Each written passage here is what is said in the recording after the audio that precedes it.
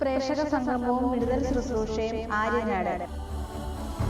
March 2 രാവിലെ 10 മുതൽ 2 വരെ. സ്ഥലം ആതിര ഓഡിറ്റോറിയം, ആര്യനാട്. ബ്രദർ അനി ജോർജ് ശുശ്രൂഷിക്കുന്നു. കൂടുതൽ വിവരങ്ങൾക്ക് താഴെ കാണുന്ന നമ്പറിൽ ബന്ധപ്പെടുക. കടന്നു വരുവിൻ, അനുഗ്രഹം പ്രാപിപ്പിൻ.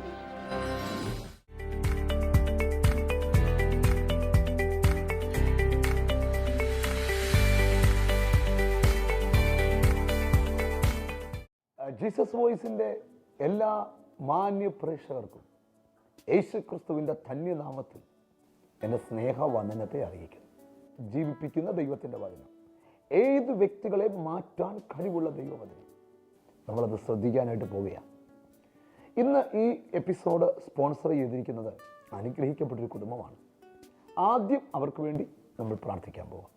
കണ്ണുകളെ അടച്ച് ഒരു മനസ്സോടെ നമുക്ക് അവർക്ക് വേണ്ടി പ്രാർത്ഥിക്കാം. ഒപ്പം തന്നെ നിങ്ങൾ പ്രാർത്ഥിക്കുന്ന സ്ഥലത്ത് നിങ്ങൾക്ക് ഒരു അനുഗ്രഹം കർത്താവ് തരും. കണ്ണുകളെ അടയ്ക്കാം. ഞങ്ങളുടെ ദൈവമേ, ഞങ്ങളുടെ സ്വർഗസ്ഥനായ പിതാവേ, ഞങ്ങൾ ഒന്നിച്ചവിടുത്തെ പരിശുദ്ധമായ പാദപീഠത്തിൽ അടുത്ത് വരികയാണ്. കർത്താവെ, ഈ എപ്പിസോഡ് സ്പോൺസർ ചെയ്ത ആ അനുഗ്രഹീത കുടുംബത്തിന് വേണ്ടി പ്രാർത്ഥിക്കുന്നു. യേശുവിൻ്റെ കരം അവരെ സ്പർശിക്കുമാറാകണമേ എന്ന് ഞങ്ങൾ ദൈവത്തോട് പ്രാർത്ഥിക്കുക. ഇന്ന് വചനം കേൾക്കുമ്പോൾ അവർക്ക് വലിയ വിടുതലാകണം. എന്നോട് ചേർന്ന് പ്രാർത്ഥിക്കുന്ന പ്രിയപ്പെട്ടവർക്ക് വേണ്ടി പ്രാർത്ഥിക്കുന്നു. അവരുടെ വീടിനകത്ത്, അവരുടെ ഓഫീസിൽ, അവരുടെ കുടുംബത്തിൽ ദൈവത്തിന് ഒരു ബ്ലെസ്സിങ് ഉണ്ടാകട്ടെന്ന് പ്രാർത്ഥിക്കുന്നു. യേശുവിൻ നാമത്തിൽ തന്നെ ആമേൻ. പ്രാർത്ഥനയോടെ കർത്താവിൻ്റെ വചനം നമുക്ക് ശ്രദ്ധിക്കാം.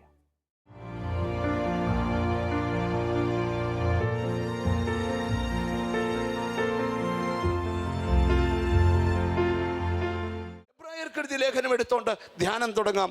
11-ാം അധ്യായം അതിന് 8-ാമത്തെ വാക്യം. Hebrew chapter 11:8. അബ്രഹാമിന്റെ ചരിത്രം പറയുന്നത് കേട്ടോ.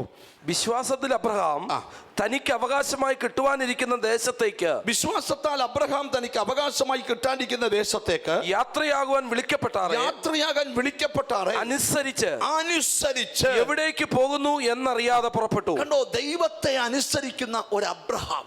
ഒരാമയും പറഞ്ഞു തുടങ്ങണം.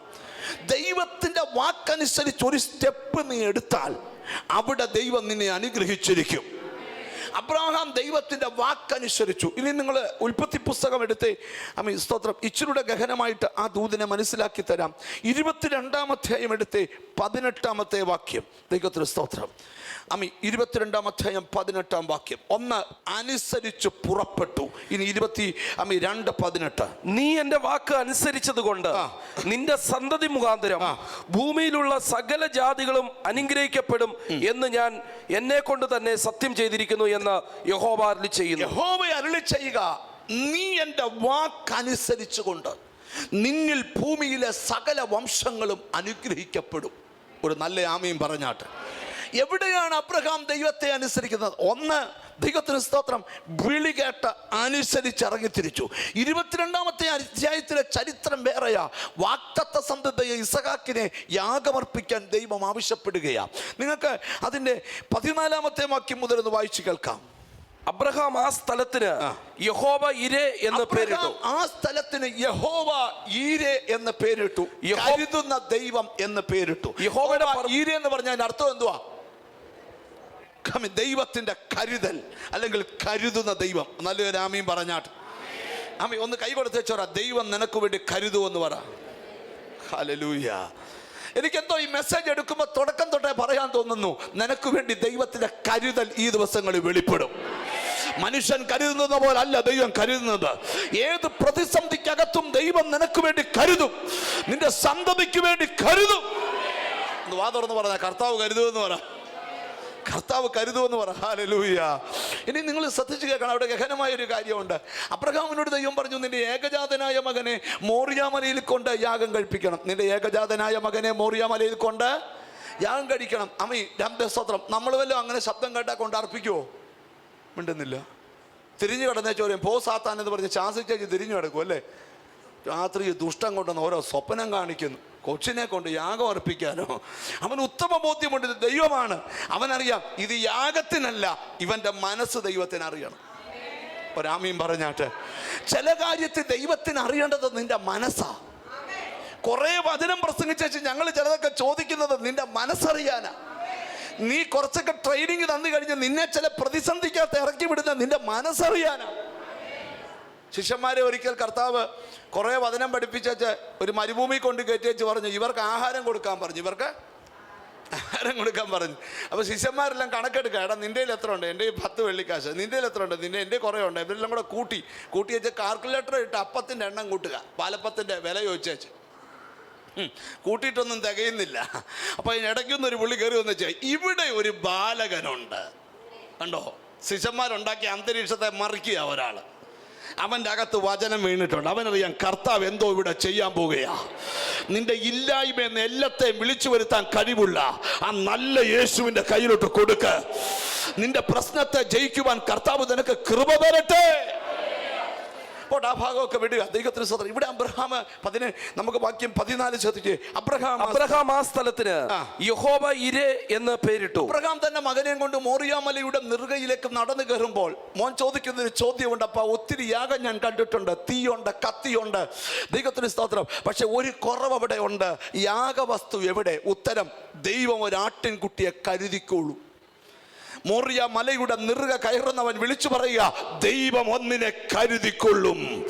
ദൈവം കരുതുമെന്ന വിശ്വാസം അകത്തുണ്ടായപ്പോഴാണ് അവൻ മലയുടെയൊക്കെ നടന്നു കയറിയത്. എന്നാൽ ആ മലമുകളിൽ അവൻ ദൈവത്തിന്റെ കരുതൽ കണ്ടു. എത്ര പേർക്ക് ആമേൻ പറയാനായിട്ട് പറ്റും?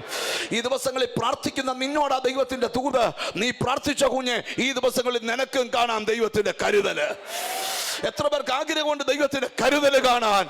ദൈവം നിനക്ക് ചില പ്രശ്നം വരുന്നതിന് മുമ്പ് നിനക്ക് വേണ്ടി ചിലത് കരുതി വെച്ചിട്ടുണ്ട്. എനിക്ക് കിട്ടിയ ഒരു ആത്മീക വെളിപ്പാട് പറയാം. വേദപുസ്തകം പഠിക്കുമ്പം പ്രശ്നം ഉണ്ടാകുന്നതിന് മുമ്പ് മറുപടി ദൈവം കരുതി വെച്ചിട്ടുണ്ട്. ഒന്ന് കൈ കൊടുത്ത് പറ, ഒരു ടെൻഷനും വേണ്ട എന്ന് പറ. ചിരിച്ചോണ്ട് ഒരു ടെൻഷനും വേണ്ട. ചിരിച്ചോണ്ട് പറ, ഒരു ടെൻഷനും വേണ്ട. നിങ്ങൾ ഒരു കാര്യത്തിന് ടെൻഷൻ എടുക്കരുത്. ദൈവം എനിക്ക് വേണ്ടി കരുതി വെച്ചിട്ടുണ്ട്. അത് എവിടെയാണ് ദൈവം കരുതി വെച്ചിരിക്കുന്നത്? നിങ്ങൾ ആരും പ്രതീക്ഷിക്കുന്ന സ്ഥലത്തല്ല കരുതി വെച്ചിരിക്കുന്നത്. യാഗപീഠത്തിന് അടുക്കൽ ഒരാട്ടിൻകുട്ടിയെ കൊമ്പ് കുരുക്കിയിട്ടിട്ടുണ്ട്. ഒരാമീ വരുന്നില്ല.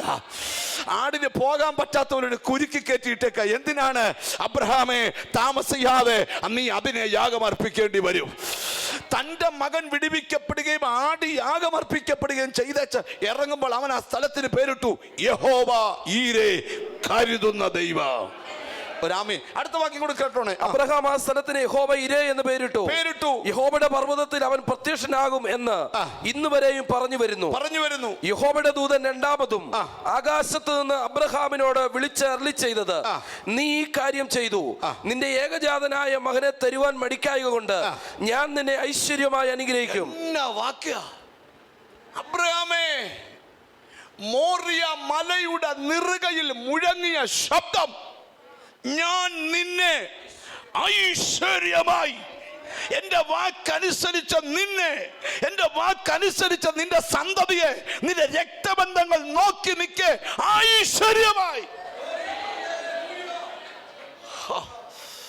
ഹല്ലേലൂയ. ഇന്ന് എന്തോ നിന്നെ ഈ പ്രാർത്ഥനാ സ്ഥലത്ത് കൊണ്ടുവന്നേ, നിന്നെ ഐശ്വര്യമായി അനുഗ്രഹിക്കുന്ന ഒരു ദൈവമുണ്ട്.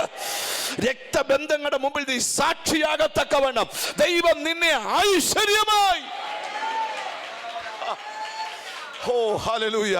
ചിലരെ തേടി ദൈവത്തിന്റെ അനുഗ്രഹം വരികയാ, നിന്നെ ഐശ്വര്യമായി. ഈ പുതിയ നിയമത്തിൽ പറഞ്ഞ സത്യം കേട്ടോണേ, അനുഗ്രഹം അനുഭവിക്കാൻ നമ്മൾ എന്ത് ചെയ്താ? വിളിക്കപ്പെട്ടവരാ. അതുകൊണ്ട് നമ്മൾ എന്തോ ആയിരിക്കണം. അപ്പം മറ്റൊരാളെ നമ്മൾ അബ്രഹാമിനോട്, അബ്രഹാമേ, നീ ഒരു അനുഗ്രഹമാണ്. ബാക്കി പറയോ, നിന്നെ അനുഗ്രഹിക്കുന്നവരെ. അങ്ങനെ ചുമ്മാ അനുഗ്രഹിക്കാൻ പറ്റത്തില്ല, നല്ലൊരു മനസ്സുണ്ടാകണം. ഹല്ലേലൂയ. മനസ്സ് നിറഞ്ഞൊന്ന് അനുഗ്രഹിക്കാൻ തയ്യാറാകാമോ? ഹല്ലേലൂയ. ആമേൻ, സ്തോത്രം. മറ്റുള്ളവരെ ഒന്ന് അനുഗ്രഹിക്കുന്ന സ്വഭാവം ഉണ്ടെങ്കിൽ നീയും അനുഗ്രഹിക്കപ്പെടുക തന്നെ ചെയ്യും. അനുഗ്രഹം ഈ ചിലർക്ക് ഭയങ്കര അസൂയുള്ളവരുണ്ടേ. ഒരാൾ അനുഗ്രഹിക്കപ്പെട്ട ഈ എതിരുണ്ടാകാൻ വേണ്ടി, സ്തോത്രം, നമ്മളാരും ഒരു വീട്ടിൽ പോയി ബോംബ് ഇടുവൊന്നും വേണ്ട. നിങ്ങളുടെ വീടിന് പെയിന്റ് അടിച്ചാൽ മതി, എതിരുണ്ടായിക്കോളും. മിണ്ടുന്നില്ല. നിങ്ങൾക്ക് നല്ല ബിസിനസ് ഉണ്ടായിച്ചാൽ മതി, എതിരാളി ഉണ്ടായിക്കോളും. എന്ന് ഒരുങ്ങുന്നതിനേക്കാൾ ഇച്ചിരി നല്ലതായിട്ടൊന്ന് ഒരുങ്ങി വന്നാൽ മതി. അപ്പോൾ പറയാം, നമ്മൾ മറ്റൊരു നടക്കം പറയും, അവിടെ ഒരു ഗമ കണ്ടു. മിണ്ടുന്നില്ല.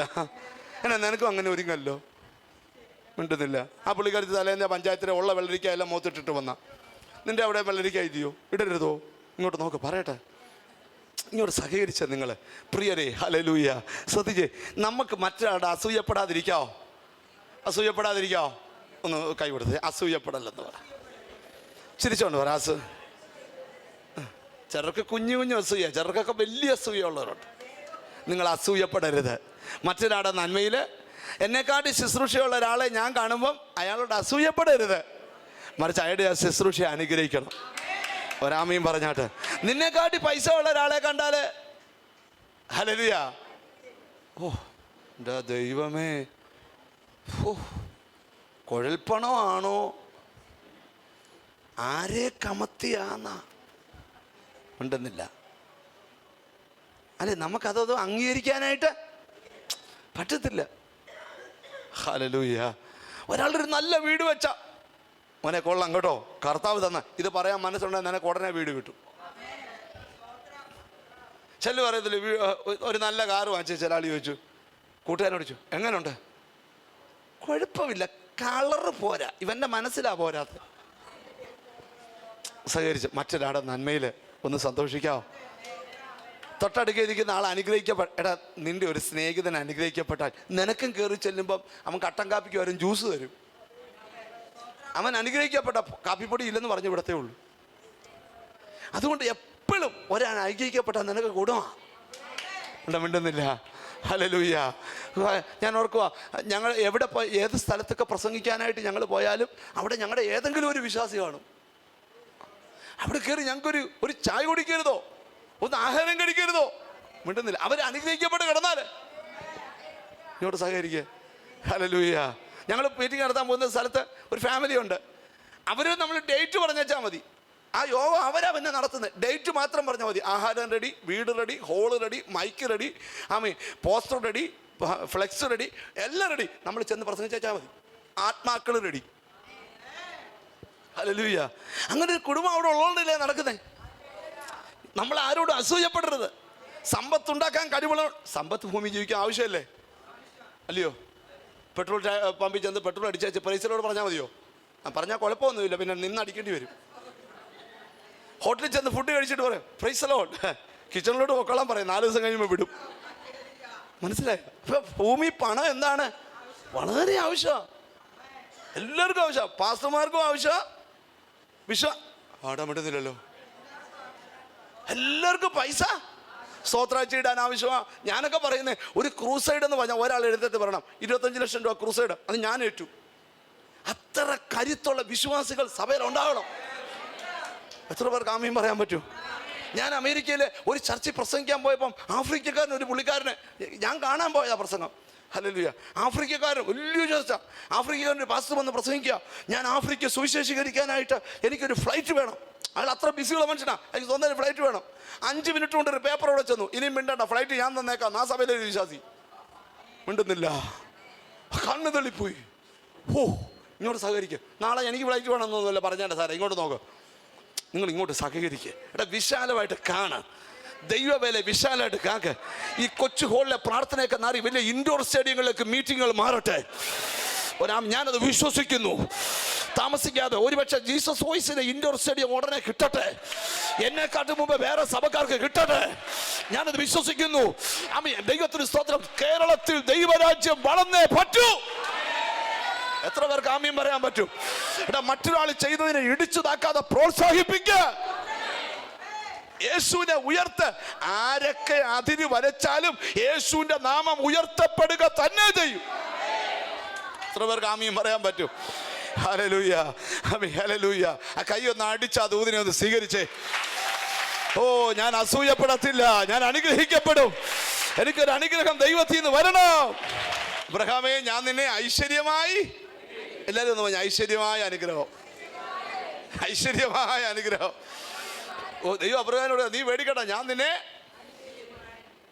ഐശ്വര്യമായി.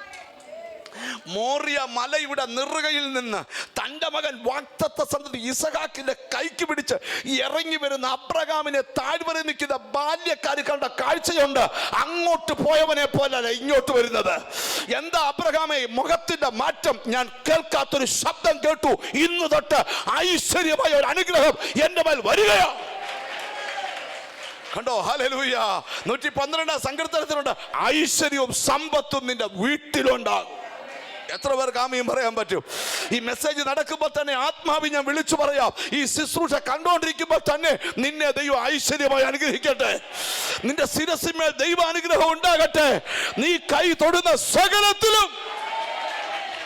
ഈ ആവർത്തന പുസ്തകം 28-ാം അധ്യായത്തിൽ വാക്യമുണ്ട്, നീ കൈ തൊടുന്ന സകലത്തിലും യഹോവ അനുഗ്രഹം കൽപ്പിക്കും. 6-ാം വാക്യം വന്നാ തോന്നില്ലയോ? ആവർത്തന Deuteronomy chapter 28 verse 6 or 8. യഹോവ നിന്റെ കളപ്പുരയിലും. വാക്യം എത്ര? 8-ാം വാക്യം. യഹോവ നിന്റെ കളപ്പുരയിലും നീ തൊടുന്ന എല്ലാറ്റിലും നിനക്ക് അനുഗ്രഹം കൽപ്പിക്കും. ഒരു ആമീൻ പറഞ്ഞാട്ട്. എത്ര പേർക്ക് അത് സ്വീകരിക്കാൻ പറ്റൂ? ഇന്നലകളിൽ നീ തൊട്ടടം മുടിഞ്ഞെങ്കിൽ ഇന്ന് ഈ ദൂത് സ്വീകരിച്ചോണ്ട് പോകണം. നീ കൈ തൊടുന്ന സകല, നിന്റെ കൈയുടെ അധ്വാന ഫലം നീ തിന്നും. നീ ഭാഗ്യവാൻ. നിനക്ക് നന്മ വരും. ഐശ്വര്യവും സമ്പത്തും നിന്റെ വീട്ടിലുണ്ടാകും. വിശ്വസിക്ക. ഈ ദൂത് അങ്ങോട്ട് സ്വീകരിക്കുമ്പോൾ തന്നെ അറിയപ്പെടാത്തടത്തുനിന്ന് ദൈവത്തിന്റെ ഓപ്പണിംഗ് നിനക്ക് ദൈവം തരട്ടെ. ഹല്ലേലൂയ. മനസ്സിൽ നെഞ്ചത്ത് കൈ വെച്ച് പറ, ഞാൻ അനുഗ്രഹിക്കപ്പെട്ടവനാന്ന് പറ. ഞാൻ ഇടയ്ക്കിടയ്ക്ക് കണ്ണാടി നോക്കി ചിരിച്ചോണ്ട് പറയേ, ഞാൻ അനുഗ്രഹിക്കപ്പെട്ടവനാ. മിണ്ടുന്നില്ല. ഇടയ്ക്കിടയ്ക്ക് അവൻ വലിയ പേപ്പറിൽ എഴുതി എൻ്റെ ഭിത്തിയിൽ ഒട്ടിച്ചു വെക്കും, അനി ബ്രദർ അനുഗ്രഹിക്കപ്പെട്ടവനാ. ആരും കാണാനെന്ന് പോലെ എനിക്ക് തന്നെ കാണാനാ. ഇടയ്ക്കിടയ്ക്ക് മിണ്ടുന്നില്ല. എതിരില്ല, നിങ്ങളും ഒട്ടിച്ചു. സ്തോത്രമൊന്നും വരുന്നില്ലല്ലോ. Hallelujah, hallelujah. എത്ര പേർക്ക് ആമീൻ പറയാൻ പറ്റും? എത്ര പേർക്ക് ആമീൻ പറയാൻ പറ്റും? ഒന്ന് കൈ ആമീൻ. ദൈവത്തിന് സ്തോത്രം. ഇന്ന് തൊട്ട് ചിലതൊക്കെ ആമീൻ എഴുതി ഒട്ടിക്കണം. ഞാൻ അനുഗ്രഹിക്കുക. ഇടയ്ക്കിടയ്ക്ക് കണ്ണാടി നോക്കി വേണേ, സാത്താനെ അനുഗ്രഹിക്കപ്പെടണേ കാണണം, ഇങ്ങോട്ട് നോക്കാം. ചിരിച്ചോണ്ടൊക്കെ പറയണം. അല്ലാതെ എൻ്റെ എല്ലാം കഴിഞ്ഞു കേട്ടോ, സെമിത്തേരി എവിടെ ഉള്ളേ, മിണ്ടുന്നില്ല. അല്ലെ, എങ്ങാണ്ടൊരു നെഞ്ചിന് വേന വന്നേ ഉള്ളൂ. ചെറുക്ക ഒരു ബൈപ്പാസ് കഴിഞ്ഞു, 20 കൊല്ലമായിട്ട് കട്ടിലയിരിക്കുക, ഇനി ചത്താ മതി. മിണ്ടുന്നില്ല. 2 ബൈപ്പാസ് കഴിഞ്ഞിട്ട് ഇപ്പോഴും രാജ്യങ്ങൾ യാത്ര ചെയ്യുവാനര്. മിണ്ടുന്നില്ല. എന്താ? അതൊക്കെ അവനവൻ പ്രാപിച്ചേക്കുന്ന ദൈവകൃപയാ. പ്രശ്നങ്ങളെ ജയിക്കു കുഞ്ഞെ, രോഗങ്ങളെ ജയിക്കു കുഞ്ഞെ. ഒരൊറ്റ കാര്യം, നിന്റെ കുടുംബത്തിൽ ഐശ്വര്യമായ ഒരു അനുഗ്രഹം. എനിക്കെന്തോ ദൈവാത്മാ പറയാ, ഇന്ന് ദൂത് തീരുന്നതിന് മുമ്പ് ചില വീടിന് മേലെ അനുഗ്രഹം ഇറങ്ങട്ടെ, ചില തലമുറ മേലെ ഐശ്വര്യമായ. യെസ്, ഇന്ന് ഈ മെസ്സേജ് വീട്ടിലിരുന്ന് നീ കേൾക്കുമ്പോൾ ഒരു അനുഗ്രഹം നിന്റെ ശിരസിൽ വരട്ടെ. നിങ്ങൾക്ക് ആഗ്രഹമുണ്ടോ? നിങ്ങൾ അടുത്ത ചില ദിവസത്തിനകം ഒരു ദൈവാനുഗ്രഹം നിങ്ങളുടെ കണ്ണ് കാണും. നിങ്ങളുടെ സന്തതിയുടെ മേൽ വരുന്ന അനുഗ്രഹം നിങ്ങൾ കാണും. അനുഗ്രഹം അനുഭവിക്കാനാ ദൈവം നിങ്ങളെ വിളിച്ചേക്കുന്നേ. ഒരു കാലത്ത് നിങ്ങൾ തകരാൻ എനിക്കെന്തോ ദൈവാത്മാ പറയാ, സ്ഥിതി മാറാൻ പോവാ, അവസ്ഥ മാറാൻ പോവാ, സാഹചര്യം മാറാൻ പോവാ. നീ കൈ തൊടുന്ന മേഖലയിലൊക്കെ ദൈവത്തിന്റെ ബ്ലെസ്സിങ്സ് റിലീസ് ആകും.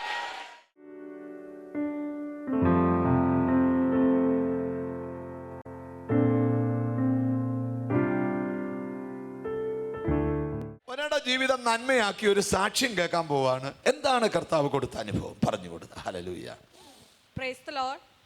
ഞാൻ 1 വർഷത്തിന് മുമ്പ് ഭയങ്കര നടുവേദന, കൈയിന് കാലിന് വേദന. എനിക്ക് ഒരുപാട് സമയം ഇരിക്കാൻ പറ്റില്ല. എനിക്ക് കൈ കൊണ്ട് ഒരുപാട് സമയം ജോലി ചെയ്യാൻ പറ്റത്തില്ല, ഒരുപാട് നിൽക്കാൻ പറ്റത്തില്ല. അങ്ങനെ എൻ്റെ കുഞ്ഞിനെ പോലും എടുക്കാൻ വയ്യാതെ ഞാൻ ഒരുപാട് ഭാരപ്പെട്ട് വിഷമിച്ചിരിക്കുകയായിരുന്നു. അങ്ങനെ എൻ്റെ ഹസ്ബൻഡ് എന്നെ കിംസ് ഹോസ്പിറ്റലിൽ രാജേഷ് എന്ന് പറഞ്ഞൊരു ഡോക്ടറെ അടുത്ത് കൊണ്ട് കാണിച്ച്, അങ്ങനെ 8000 രൂപയുടെ ബ്ലഡ് ടെസ്റ്റാണ് എനിക്ക് ചെയ്തത്. ചെയ്തപ്പോൾ റിസൾട്ട് വന്നത് എനിക്ക് വാദം എന്ന അസുഖമാണെന്ന്. അത് മാറാ രോഗം എന്നാണ് പറഞ്ഞത്. ഇത് ലൈഫ് ലോങ് നിങ്ങളുടെ ജീവിതത്തിൽ ഉണ്ടാകും, എല്ലാ മാസത്തിനും മുടങ്ങാതെ നിങ്ങൾ ചെക്കപ്പിന് വരണം എന്ന് എന്നോട് പറഞ്ഞു. അങ്ങനെ ഞാൻ വിഷമിച്ച് ഭാരപ്പെട്ട് ഇരിക്കുമ്പോഴാണ് TV പാസ്റ്ററിൻ്റെ പ്രെയർ ഞാൻ കാണുന്നത്. അപ്പോഴാണ് ഏപ്രിൽ മാസം ഇവിടെ പഞ്ചായത്ത് ഹാളിൽ പാസ്റ്ററിൻ്റെ പ്രെയർ ഉണ്ട് എന്ന് പറഞ്ഞത്. അങ്ങനെ പ്രെയർ എന്താ എന്ന് അറിയാൻ വേണ്ടിയാണ് ഞാൻ വന്നത്. അപ്പോഴാണ് പാസ്റ്റർ ഇവിടെ ശുശ്രൂഷയുടെ ഇടയിൽ രോഗസൗഖ്യം ആവശ്യമുള്ളവരൊക്കെ എഴുന്നേക്കാൻ പറഞ്ഞു. അങ്ങനെ ഞാൻ എൻ്റെ നട്ടലിൽ കൈവച്ച് പ്രാർത്ഥിച്ചപ്പോൾ പാസ്റ്റർ പറഞ്ഞു, കുഞ്ഞിൻ്റെ നട്ടലിലെ വേദന യേശു സൗഖ്യമാക്കുന്നു. നിൻ്റെ വീടിൻ്റെ അകത്തും കുടുംബത്തിനകത്തും പിശാസ് കെട്ടിയിട്ടിരിക്കുന്ന സകല കെട്ടുകളും യേശുവിൻ്റെ നാമത്തിൽ അഴിഞ്ഞു മാറട്ടെ എന്ന് പറഞ്ഞ് പ്രാർത്ഥിച്ച് ഞാനങ്ങ് വീട്ടിൽ പോയി. പിറ്റേ ദിവസം ആയപ്പോൾ എനിക്ക് ചെയ്യാൻ പറ്റാത്ത ജോലി എല്ലാം ചെയ്യാൻ പറ്റുന്നുണ്ട്. ഞാൻ ബാത്റൂം കഴുകുന്നുണ്ട്, തുണി എല്ലാം സകല ജോലി. ഇപ്പം എൻ്റെ വീട്ടിൽ എല്ലാ ജോലി എന്നെ സഹായിക്കാൻ ആരും ഇല്ലായിരുന്നു. എൻ്റെ ഭർത്താവാണ് എന്നെ സഹായിക്കുന്നത്. ഇടയ്ക്കിടയ്ക്ക് എൻ്റെ അമ്മ വന്ന് എന്നെ സഹായിച്ചു തരുമായിരുന്നു. ഇപ്പം എന്നെ സഹായിക്കാൻ ആരും വേണ്ട, ഞാൻ തന്നെയാണ് വീട്ടിലെ സകല ജോലി ചെയ്യുന്നത്. എൻ്റെ കർത്താവ് അത്ഭുതകരമായി എനിക്ക് സൗഖ്യം തന്നു. പിന്നെ അവർ തന്ന ഗുളിക പിന്നെ കഴിച്ചിട്ടുണ്ടോ? ഞാൻ ഇതുവരെ കഴിച്ചിട്ടേ ഇല്ല. ഈ പ്രാർത്ഥന കഴിഞ്ഞ് ഇതുവരെ ഞാൻ ഈ മിനിറ്റ് വരെ ഞാൻ കഴിച്ചിട്ടുമില്ല, ചെക്കപ്പിന് പോയിട്ടുമില്ല. ലൈഫ് ലോങ് ആ ഗുളിക കഴിക്കണമെന്നല്ലേ പറഞ്ഞു? ആ ഗുളിക മരിക്കുന്നിടം വരെ കഴിക്കണമെന്നായിരുന്നു ഡോക്ടറുടെ നിർദ്ദേശം. അത് മാത്രമല്ല, എന്നെ കല്യാണം കഴിച്ചു കൊടുത്തത് കായംകുളമാണ്. അപ്പോൾ കായംകുളത്തിൽ ഞാൻ 12.5 സെൻറ്റ് സ്ഥലം വസ്തു വാങ്ങിച്ചിട്ടിരുന്നു. വാങ്ങിച്ച് 10 വർഷമായിട്ടും ആ വസ്തു എനിക്ക് നോക്കാനും പറ്റില്ല. എന്തെന്നാൽ എനിക്ക് കാണുമ്പോൾ വെറുപ്പാണത്. എനിക്ക് അവിടെ താമസിക്കാനേ ഇഷ്ടമില്ല. അപ്പോൾ പാസ്റ്റർ ഇവിടുന്ന് പ്രാർത്ഥിച്ച് സകല കെട്ടുകളും മാറിപ്പോട്ടെ എന്ന് പറഞ്ഞ് പ്രാർത്ഥിച്ച് വിട്ടപ്പോൾ പിറ്റേ ആഴ്ച എനിക്ക് ബൈബിളിൽ വചനം വന്നു. കർത്താവ് നിന്റെ ശത്രുക്കളെ കീഴടക്കി നിനക്ക് ഒരു ഗ്രഹം പണിഞ്ഞു തരുമെന്ന് പറഞ്ഞു. പിറ്റേ ആഴ്ച ആയപ്പം എനിക്കറിയത്തില്ല, പെട്ടെന്ന് എനിക്ക് എൻ്റെ വസ്തുവിൻ്റെ പുറത്ത് ഒരു സ്നേഹവും വീട് വയ്ക്കാൻ ഒരു ഇതും തോന്നി. അങ്ങനെ പ്ലാൻ വരച്ചു. ഞാൻ ദൈവത്തിനോട് ചോദിച്ചത് ഒരു കുഞ്ഞു വീടാണ്. എന്നാൽ എനിക്ക് വലിയ വീട് വേണ്ട, അത് വെക്കാനുള്ള പൈസ എൻ്റെ കയ്യിൽ ഇല്ല. അപ്പം ഞാൻ ദൈവമേ എനിക്കൊരു കുഞ്ഞു വീട് തരണമെന്ന് പറഞ്ഞ് ഒരു 900 സ്ക്വയർ ഫീറ്റിലേക്ക് ഒരു പ്ലാൻ വരച്ച് എല്ലാ തീരുമാനമൊക്കെ ആക്കി. അങ്ങനെ ഇത് അളക്കാൻ വേണ്ടി വരുമ്പോൾ എൻ്റെ കർത്താവ് ദൂതന്മാരെ അയച്ചാന്ന് തോന്നുന്നു, എനിക്കറിയില്ല. എൻ്റെ 900 സ്ക്വയർ ഫീറ്റ് എന്ന് പറഞ്ഞത് 1450 സ്ക്വയർ ഫീറ്റിലേക്ക് ആക്കി തന്നു. അതുമില്ലാതെ എൻ്റെ കയ്യിൽ പൈസ ഇല്ല. പക്ഷേ ഇവിടെ നടക്കുന്ന ഓരോ ഉപവാസ പ്രാർത്ഥന ഞാൻ അറ്റൻഡ് ചെയ്യുമായിരുന്നു. വിശ്വാസത്തോട് ഞാൻ അറ്റൻഡ് ചെയ്യുമായിരുന്നു. പക്ഷേ എനിക്ക് കാശില്ലാത്ത എന്നെ ഇന്ന് ദൈവം ഓരോ ഉപവാസ പ്രാർത്ഥന ഓരോ പണി ചെയ്ത് തന്ന് എൻ്റെ കുടുംബത്തിന് പോലെ ആരും ഇത്ര നല്ല വീട് വെച്ചിട്ടില്ല. എല്ലാവരും വീട് കഷ്ടപ്പെട്ട് ഭാരത്തോടെ വയ്ക്കുന്നത്. ഞാൻ മാത്രമാണ് ഇത്ര എളുപ്പമായിട്ട് വെച്ചത്. എന്നെ കൊണ്ടല്ല, എൻ്റെ ദൈവമാണ് എനിക്കത് ചെയ്തു തന്ന്. ദൈവം വിചാരിച്ചാൽ നടക്കാത്ത ഒന്നുമില്ല. നിങ്ങളൊരു സാക്ഷ്യം കേട്ടല്ലോ. എത്ര വലിയ പ്രതിബന്ധത്തിൽ കിടന്നവളെ സൗഖ്യമാക്കി ഒരു വലിയ നന്മയിലേക്ക് ദൈവം കൊണ്ടുപോയി. അവൾക്ക് ദൈവം കൊടുത്ത വീടിനകത്ത് അവൾ പാർപ്പാരംഭിക്കുക. ഈ ദൈവം നന്മയിലേക്ക് നടത്തുന്ന ദൈവമാണ്. ഞങ്ങൾ ശുശ്രൂഷിച്ച ശുശ്രൂഷ നിങ്ങൾക്ക് അനുഗ്രഹമായി എന്ന് ഞങ്ങൾ കരുതുന്നു. നിങ്ങൾക്ക് വേണ്ടി ഒന്ന് പ്രാർത്ഥിക്കണമെന്ന് ഞങ്ങൾക്കൊരു ദൈവ നിയോഗം. നിങ്ങൾക്ക് എവിടെ രോഗമുണ്ടോ അവിടേക്ക് നിങ്ങളുടെ കൈകളെ വെക്കുക. നിങ്ങൾ വിശ്വസിക്കണം, നിങ്ങൾ കൈ വെക്കുമ്പോൾ നിങ്ങളുടെ രോഗമുള്ള ഭാഗത്ത് യേശുവും കൈവെക്കും. നിങ്ങൾ സൗഖ്യം പ്രാപിക്കും, നിങ്ങൾ വിടുവിക്കപ്പെടും, നിങ്ങൾ അനുഗ്രഹിക്കപ്പെടും. കണ്ണുകളെ അടയ്ക്കാം, പ്രാർത്ഥിക്കാം. ഞങ്ങളുടെ ദൈവമേ, ഞങ്ങളുടെ സ്വർഗ്ഗസ്ഥ പിതാവേ, എന്നോട് ചേർന്ന് പ്രാർത്ഥിക്കുന്ന മക്കൾക്ക് വേണ്ടി പ്രാർത്ഥിക്കും. യേശുവിൻ്റെ അദൃശ്യകരം അവരെ തൊടുമാറാകണം. ഇന്നുവരെ വെളിപ്പെടാത്തൊരു വലിയ ദൈവപ്രവൃത്തി നിന്റെ നാമത്തിൽ അവരുടെ മേൽ വെളിപ്പെടണമേ എന്ന് ഞങ്ങൾ ദൈവത്തോട് പ്രാർത്ഥിക്കുക. കർത്താവേ, യേശുവിൻ്റെ നാമത്തിൽ അവരുടെ രോഗങ്ങൾ വഴിമാറട്ടെ. അവർ കൈവച്ച സ്ഥലത്ത് യേശുവിൻ്റെ കൈ തൊടണം. ഇപ്പോൾ അവർ സൗഖ്യമാകണം. അവരെ അലട്ടുന്ന പ്രതിസന്ധികൾ അവരെ വിട്ട് ഓടിപ്പോകട്ടെ. കർത്താവേ, യേശുവിൻ്റെ നാമത്തിൽ ഒരു അത്ഭുത വിടുതൽ സംഭവിച്ചു തുടങ്ങട്ടെ എന്ന് ഞങ്ങൾ ദൈവത്തോട് പ്രാർത്ഥിക്കും. കർത്താവ്, ഞങ്ങളുടെ പ്രാർത്ഥന കേട്ടതുകൊണ്ട് നന്ദി. ഈ കുടുംബത്തെ ബ്ലസ് ചെയ്ത് പ്രാർത്ഥിക്കും. അവരുടെ മേൽ ദൈവത്തിൻ്റെ അനുഗ്രഹം റിലീസാകട്ടെ. യേശു ക്രിസ്തുവിൻ നാമത്തിൽ തന്നെ. ആമേൻ, ആമേൻ, ആമേൻ. God bless you. ഞങ്ങളെ കണ്ട് പ്രാർത്ഥിക്കാൻ ആഗ്രഹമുണ്ടെങ്കിൽ ഞങ്ങളുടെ പ്രാർത്ഥനാ സ്ഥലത്ത് വരിക. നിങ്ങൾക്ക് എന്തെങ്കിലും പ്രയർ റിക്വസ്റ്റ് ഉണ്ടോ? താഴെ കാണുന്ന നമ്പറിൽ വിളിക്കുക. ഈ എപ്പിസോഡ് നിങ്ങൾക്ക് സ്പോൺസർ ചെയ്യാം. ഒരു ബർത്ത്ഡേ വരുമ്പോൾ, ഒരു വെഡിങ് ഡേ വരുമ്പോൾ, ഒരു നല്ല ദിവസം വരുമ്പോൾ നിങ്ങൾക്ക് നിങ്ങളുടെ വകയായിട്ട് ഇങ്ങനൊരു ശുശ്രൂഷ നടത്താം. ജനലക്ഷങ്ങളിലേക്ക് വചനം പകരാൻ ഇടയായിത്തീരും. നിങ്ങൾക്ക് ഈ സുവിശേഷ പ്രവർത്തനം സഹായിക്കാൻ താല്പര്യമുണ്ട്. നിങ്ങൾ താഴെ കാണുന്ന നമ്പറിൽ വിളിക്കുക. നിങ്ങളുടെ വകയായിട്ട് കോൺട്രിബ്യൂഷൻ ഈ പ്രവർത്തനത്തിന് വേണ്ടി അയച്ചു തരിക. കൂട്ടായി പ്രവർത്തിക്കാം, കൂട്ടായി കൈകോർക്കാം, കൂട്ടായി യേശുവിനെ ഉയർത്താം. നമുക്കൊന്നിച്ച് യേശുവിൻ്റെ രാജ്യത്ത് പോകാം. God bless U. കർത്താവ് നിങ്ങളെ അനുഗ്രഹിക്കട്ടെ.